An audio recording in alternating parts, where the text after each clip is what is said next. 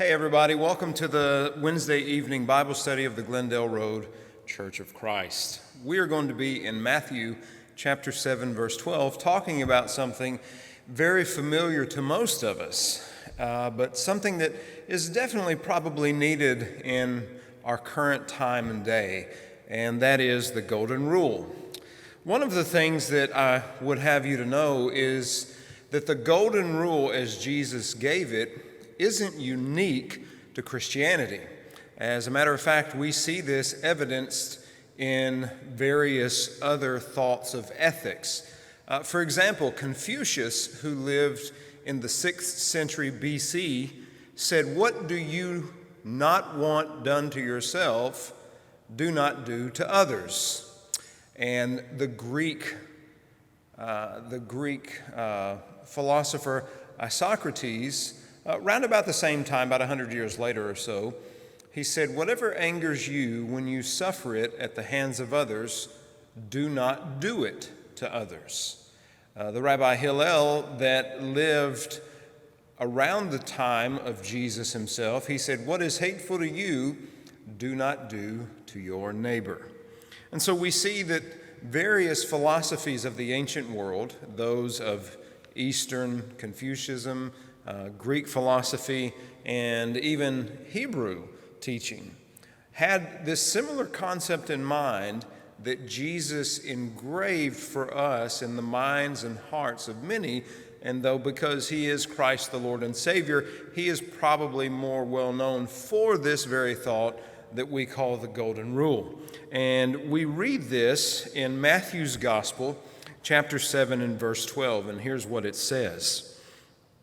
"Therefore, whatever you want others to do for you, do also the same for them. For this is the law and the prophets." Depending on the translation of the Bible that you have, it will be worded that way or a little bit differently. But here's something to keep in mind. When we think of how we might treat others or how we might respond or reply to others, we need to ask ourselves the question, what if I were in their shoes? You know, when I was a kid, I've always been, to a fault, somewhat judgmental. And I used to, because of that judgmental nature, always used to criticize as well. And it's easy to criticize when you're not the one at the helm making the choices and doing this, that, or whatever the person is doing that you criticize. And so I remember one time being critical of someone and my grandmother saying, "You know, son, you need to walk a mile in their shoes before you make a judgment." And there's a lot of truism to that and a lot of wisdom as well, because it's easy for us to sit on the outside and to armchair quarterback. You know, that was something in the workplace. Come Monday morning, everybody's talking about some of the football games that had occurred on a Sunday and said, well, if they had done this, they would have won. Or if they had called this play instead of that play, they would have won. And so we call that armchair quarterbacking or Monday morning quarterbacking, whatever the case is. It's always easy to say, here's what they should have done, when you're just observing. But when you're actually in the moment, you may not realize the factors in consideration that led to the decision that were made.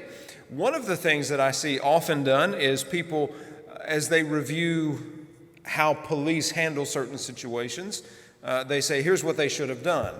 But what folks fail to realize is that in the heat of the moment, there are certain factors that usually move an officer to act a certain way. Now, I'm not at all trying to justify brutality or the overreach of authority, but in split-second decisions, there are choices made by those who wear the uniform and who have such authority, right, wrong, or indifferent. And so you can see, if you understand, why some people make the decisions they do. There was a popular segment in a certain news station I think it was entitled "To Shoot or Not." And what they did, they paired up activists with a police officer trainer. And they put this activist in the role of the officer with a simunition weapon, not a real one with full ammunition. And what they did is they put them through a case of scenarios to see how they would act or react. And a lot of them came away from that with a new perspective, and that was simply because as an observer, they could say, here's what they should have done. Here's what they shouldn't have done. But now when they're put in the actual position themselves, they learn that there are so many factors that really come into play with split-second decisions that they hadn't considered beforehand. And so when it comes to how we treat other people, we have to realize that whether we have an informed opinion or not, it could be that we're simply not seeing it with their eyes, that we're understanding the scenario with their mind, or that we're feeling the emotions with their heart. And so what Jesus lays out for us here is what we have called for a long time the golden rule. Therefore, whatever you want others to do for you, do also the same for them. Or, as we simplify it, treat others how you want to be treated. But when you read the full context of what Jesus is saying in Matthew chapter 7, he began with judgment. Matthew chapter 7 verse 1 says, do not judge so that you won't be judged. Now, most people usually stop right there. Don't judge so that you won't be judged. But if you read on, for you will be judged by the same standard with which you judge others, and you will be measured by the same measure you use. Why do you look at the splinter in your brother's eye, but you don't notice the log in your own eye? Or how can you say to your brother, let me take the splinter out of your eye, and there's a beam of wood in your own eye? And so Jesus calls those people hypocrites. First, take the beam out of your own eye, then you'll see clearly to take the splinter out of your brother's eye. Don't give what is holy to the dogs, or toss your pearls before swine, or they will trample them under their feet, turn and tear you to pieces. And so, with several considerations along this line of judgment and how we view others, a couple of things we have to keep in mind, and that is a principle from 1 Samuel 16:7 is God told Samuel the prophet as he was going to select the next king of Israel, he said, don't look at his appearance or on the height of his stature, because I've rejected him. For the Lord sees not as man sees. Man looks on the outward appearance, but the Lord looks on the heart. This is a unique perspective that only God is able to do, to look at a person's heart and to discern where their heart actually is. Whereas we sometimes look at things they say or do, and then we make the judgment because of that. Sometimes that judgment is wrong.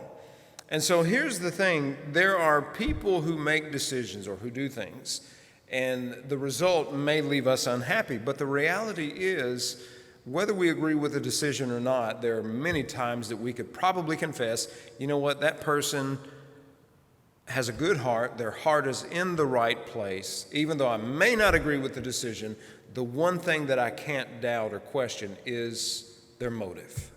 And that's how we should be, because we shouldn't discern or try to understand the heart of a person, because only God truly knows where their heart is. And if their heart is in an impure place or a bad place, then God knows it and He will handle the matter accordingly. We, however, can only judge by actions, words, or decisions. And sometimes we get that wrong. Sometimes we look at people because they're not doing, thinking, or saying what we think they should do, think, or say, and we assign an impure motive to them, or we villainize them, and this has become par for the course in our society today. And so we look at outward appearances, whereas God looks at the heart. However, Jesus did go on to say in John chapter 7, verse 24, judge not by appearances, but judge with right judgment. I think we all struggle in one way or another. When we look at certain people, how they appear, we make a judgment. Whether it's a right judgment or a wrong judgment, we make a judgment. We make a judgment that this could be a good person or a bad person. This could be a safe person or an unsafe person. This could be a person who has their life together and is doing a good job, or this is a person who doesn't have their life together and isn't doing that great of a job.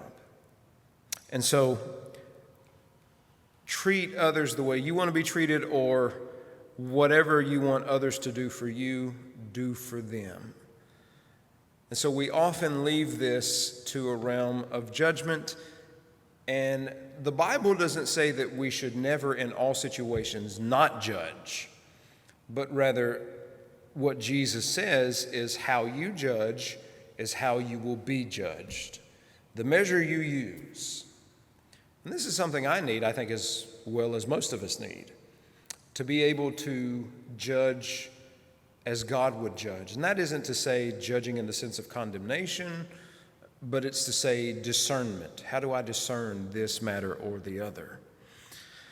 And so we can't judge by appearances because God knows the heart. However,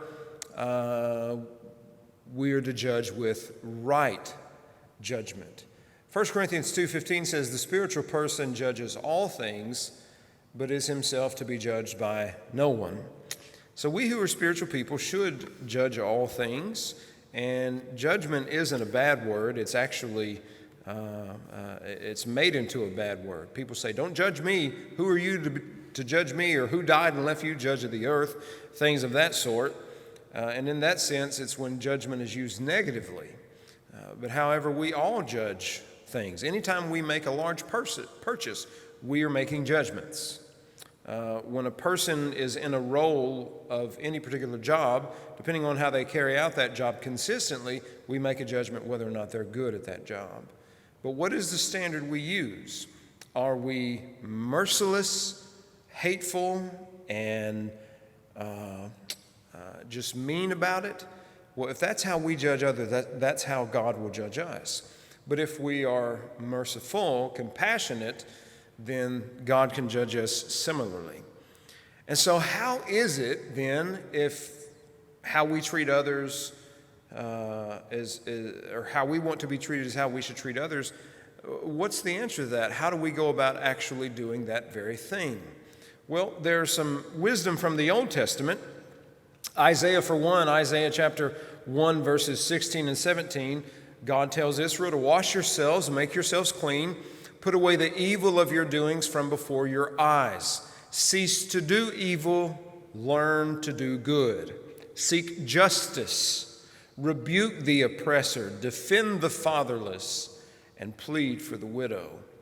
If you were to read the Old Testament in its entirety, one thing that you'll note is that God has a special place in his heart for those who are oppressed, for orphans, and for widows. These are people that how we treat them and how we regard them is a telltale sign of where our heart is. And if we abuse such people or exploit such people, then we'll find ourselves on the wrong side of God's judgment ourselves. But there's something that I think needs to be dispelled. Some people, when they think of justice, we think of a court of law. But also when we think of justice, there is a popularized phrase about people who seek justice. Sometimes it's rightly applied, sometimes wrongly applied, and that is social justice warriors or things like that. These are people that try to seek justice in various different scenarios. And many of those scenarios may in fact need justice brought to the issue, but then there may be some where, maybe it is being taken a bit too far. But the thing is, justice is very much a holy, righteous, God-ordained attribute. Something that we should all seek is justice. As a matter of fact, Micah goes so far as to say in Micah chapter 6, verse 8, "He has shown you, O man, what is good. And what does the Lord require of you? But to do justly," or to do justice, to love mercy, and to walk humbly with your God. Oftentimes when we think of justice, we think of the letter of the law and handing down the strictest sentence. But when you notice what Micah has to say, do justly, love mercy. You see, entailed in the justice of God is also the mercy of God. If God only gave humanity justice, we would not have a Savior in Jesus Christ. If God only ever gave us justice, we would not have forgiveness of sins. But because a part of God's justice is mercy, there is the offer of forgiveness, there is the offer of pardon, there is the offer of salvation. So biblical justice involves making individuals, communities, and the world whole by upholding both goodness and impartiality. It stands at the center of true and undefiled religion, where in James 1:27 says that religion that God our Father accepts as pure and faultless is to look after orphans, widows in their distress, and to keep oneself unblemished from the world. Earlier in Proverbs 29:7, the righteous care about justice for the poor, but the wicked have no such concern. So justice flows from the heart and the character of God, and so how we deal with others should be according to God's justice. It shouldn't be selfishly or without regard for the well-being of another. And so when it comes to treating others how we want to be treated, how do I want to be treated? Here's one thing that I know with 100% certainty. I am not right 100% of the time. And so because I'm not right 100% of the time, what I don't want is someone twisting my words or actions. What I don't want is someone misrepresenting a position of mine. What I don't want is for people to assume that I'm evil because of how I feel about a matter, this, that, or the other. As a matter of fact, what I want, when you take all that together, what I want from people, I want the benefit of the doubt. I would much rather people go, I know Stephen. Stephen's a pretty good fella. He's got a good heart. He loves the Lord. He loves people. He means well. Maybe I misunderstood something that he says.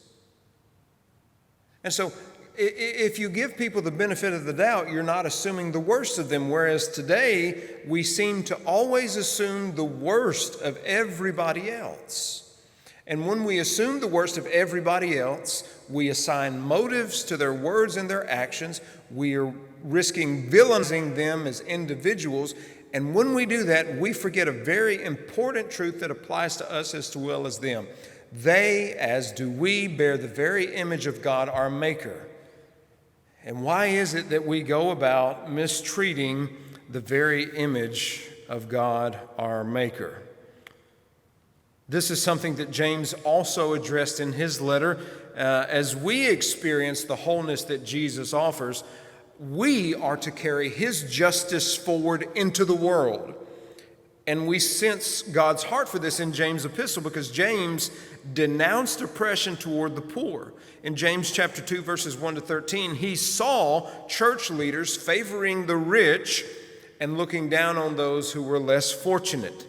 James calls for the breaking down of these divisions because God seeks to renew his people, making them whole. You see, the divisions that we see and that we create in society are created by us. They're not created by God. God regards every person.